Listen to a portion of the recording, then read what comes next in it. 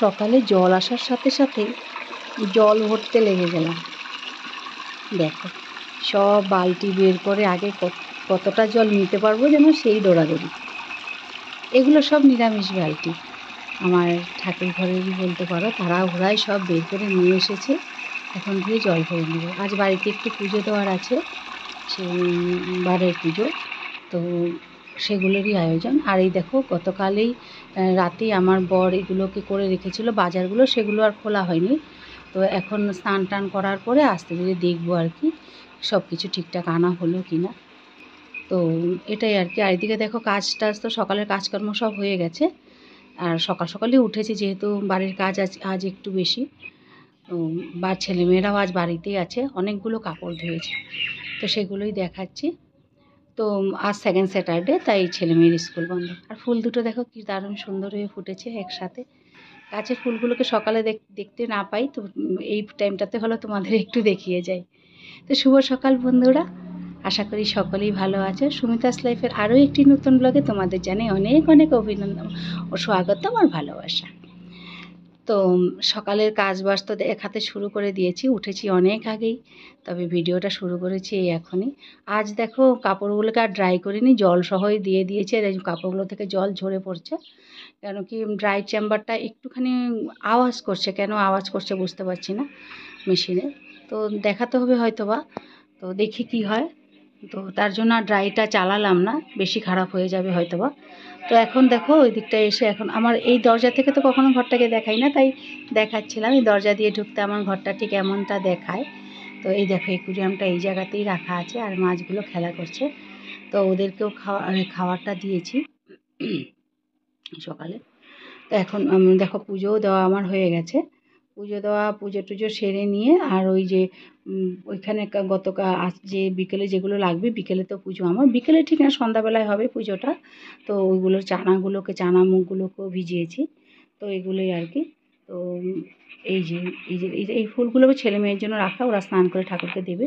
আর মুখ চানাটা ভিজিয়ে রেখেছি, এটা তো আগে না ভিজালে হবে না, তাই আগেই ভিজিয়ে দিয়েছি। তো এখন দেখো ওরা দুজন বাড়িতেই আছে, পড়তে বসেছে। আর কি করছে সে ফাঁকে দেখতে গেলে হয়। আর ছেলে মেয়ের জন্য ভাত রান্না করে নিয়েছি আমি। আর অনেক কাজ আছে, বাজার একটু দোকানেও যেতে হবে। তোদের জন্য আছে নিরামিষেই। আমি যেহেতু উপোস আজ পুজো যেহেতু, আর আমার জন্য কোনো রান্নাবান্না নেই। আর ওদের জন্য ডাল, আলু ভাজা আর বেগুন ভাজা করেছি। তো ওদেরকে বলেছি আজ তোরা নিয়ে খেয়ে নিস, আমার হয়তো আর দেওয়ার সময় হবে না, কারণ আমার আজ অনেক কাজ। কি বলো তো বন্ধুরা, ভেবেছিলাম দুজনে মিলে একসাথে কাজ করব, হাজব্যান্ড ওয়াইফ দুজনে পুজোটা সারবো। কিন্তু এতদিন পর্যন্ত ওর কোনো মানে লাইন হওয়ার ছিল না, বুকিং ছিল না।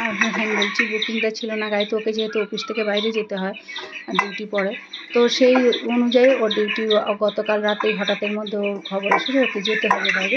ও তাড়াহুড়ায় এই বাজারগুলো করে রেখে চলে গেছে। তো এখন যা সামলানোর একা আমাকেই সামলাতে হবে, কী আর করা। তো এই দেখো বাসন কোসন বের করে নিয়ে এসেছি। এখন বাজে বেলা প্রায় 1:30। মানে আগেই বাসনগুলোকে ধুতে পারিনি, কারণ এতটা রোদ ছিল এই দিকটায়।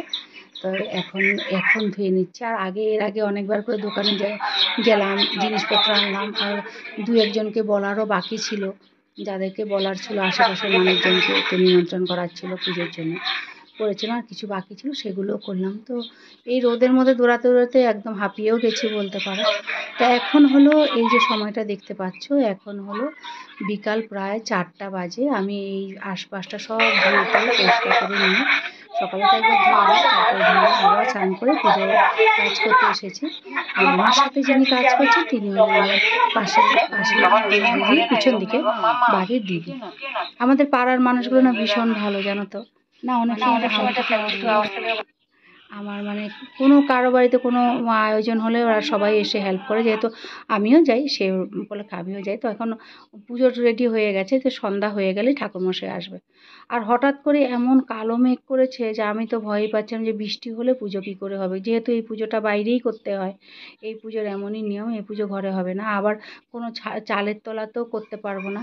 তারপরে ওই দিদিকে ধরে এনে কী করলাম, ত্রিপাল তো ঘরে ছিল, ত্রিপালটাকে উপরে টাঙিয়েছি, যেহেতু পুজোর জায়গাটাকে ছেড়ে যাতে ব্রাহ্মণের মাথায় জল না পড়ে সেই হিসাব করে করেছি। আর এই পুজো দেখো ওই যে কালো প্রদীপ দেখতে পাচ্ছ, কালো প্রদীপেই দিতে হবে। আর 7টা প্রদীপ দিতে হবে তিলের তেল দিয়ে, মানে সর্ষার তেল না, তিলের তেল দিয়ে দিতে হবে, ঘি দিয়েও দিতে হবে না। আর ঘিয়ের একটা প্রদীপ দিয়েছি আরতির জন্য। আর এখানে যেহেতু সিন্নি হবে অনেকটাই মানে ফল কাটা বাকি। তো এখন দেখো সন্ধ্যা 6:30 প্রায় বেজে গেছে, 7টার কাছাকাছি। পুরোহিত মশাই এসেছেন, পুজোয় বসেছেন, উনি পুজো করছেন। আর এই পুজোর নিয়ম কী বলতো, ওই দেখো নীল, সব কিছু নীল দিতে হয়, নীল আবিরে হবে, নীল কাপড় দিতে হবে, নীল গামছা, নীল ফুল, সব কিছু নীল।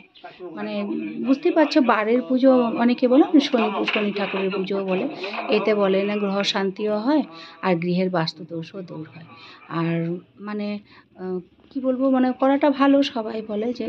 আর এই দেখো যেহেতু রাতের লাইট আছে কিন্তু তবুও পিকচারটা একটু অন্ধকার অন্ধকার হয়ে উঠেছে, মানে আলোটা ঠিকভাবে মানে ক্যামেরাতে ধরা পড়ছে না আর কি। তো এই দেখো আর কি দুঃখের কথা কি বলতো, যে দিদিটা এত কিছু আমাকে আয়োজন করতে সাহায্য করেছিল, উনি কোনো প্রসাদ টসাদ নেননি। পুরোহিত মশাই যখন এসেছেন পুজোয় বসেছেন তখন দিদি চলে গেল, বললো ওনার এক জায়গায় নিমন্ত্রণ আছে, বললো কিচ্ছু হবে না, আমি প্রসাদ তো নিতেই থাকি। আবার এই পুজোটার নিয়ম কি, প্রসাদ বাসি করা যাবে না, পরের দিনও নেওয়া যাবে না, রাতের বেলাতেই সব ধুয়ে টুয়ে শেষ করে দিতে হবে, ঘরে তো ঢুকানো যাবে না। যে প্রসাদ খাবে সেই হাত পা ধুয়ে মুখ ধুয়ে তারপরে